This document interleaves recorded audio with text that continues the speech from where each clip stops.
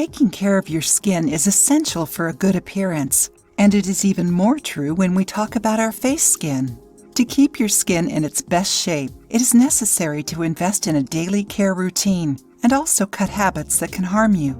Not to mention that, for many people, taking care of the skin is not only an aesthetic thing, but also a health one.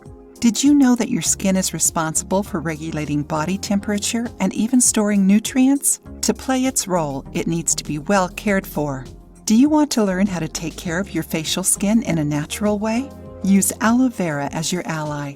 Did you know that aloe can reduce wrinkles and actively fight acne? Yes, and besides all that, the plant is also highly efficient to treat oily skin. Aloe vera has moisturizing and healing actions. Its hydrating power also helps with wrinkles and expression lines, maintaining your skin with a well-hydrated aspect. And because it is anti-inflammatory, calming, and healing, aloe also helps to heal wounds, acne scars, and eliminate spots. Are you enjoying the video so far? Then give us your opinion to let us know how we are helping you and your health. Also, give the video a thumbs up and share it with a friend who needs to watch this. Learn now how to make an aloe-based facial soap.